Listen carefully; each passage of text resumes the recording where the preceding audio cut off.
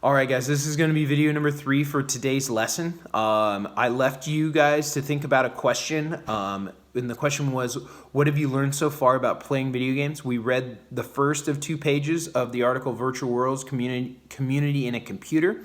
We read the pros side, and now we're going to read the cons. Pros means positive, cons means against, if you guys did not know. And there'll be one or 2 other stops. Cons. Real-world isolation.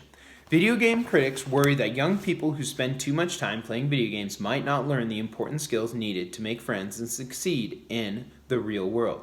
Interacting with a person in an online game is very different from interacting with a person face to face.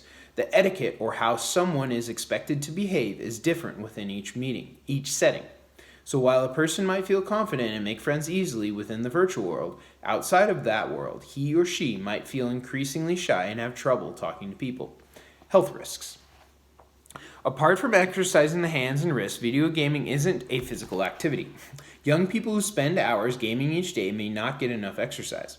One study found that teens who played video games ate more food, which would lead to overeating and weight problems over time.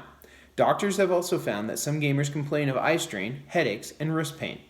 People who spend hours playing these games can develop problems such as RSI, or repetitive strain injury, which occurs when a person repeats the same action over and over for hours. Additionally, some people argue that since gamers can engage in dangerous behaviors such as racing cars at fast speed within the game world without worrying about hurting themselves or others, they might feel encouraged to take dangerous risks in real life. Violent tendencies. Critics argue that violent video games can encourage players to solve problems using violence.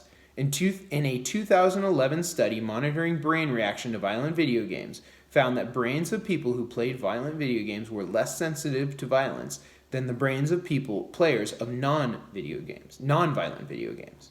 Because their brains were less sensitive to violence, players of violent video games were more likely to respond to situations with aggression. This is the last part, and then I'll have you guys think about a couple questions. Behind the books.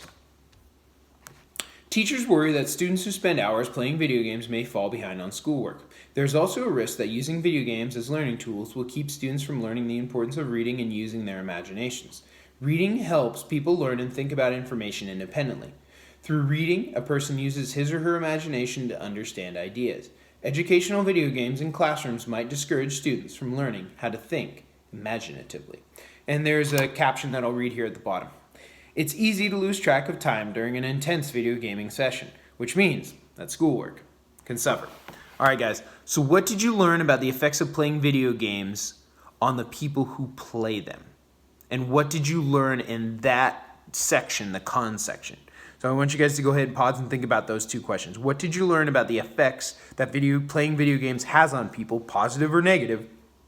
And then specifically, what did you learn that you did not know from the cons section? Now, don't just sit there and be like, oh, I already knew that. I kind of doubt that.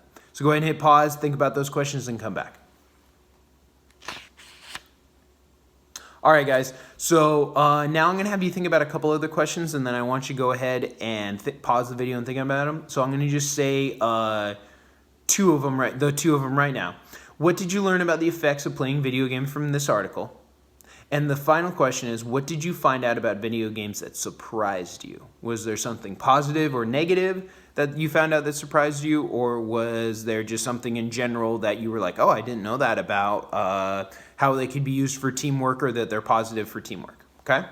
So guys, that is going to be the last video for this lesson. Make sure you read 30 minutes or more for your independent reading.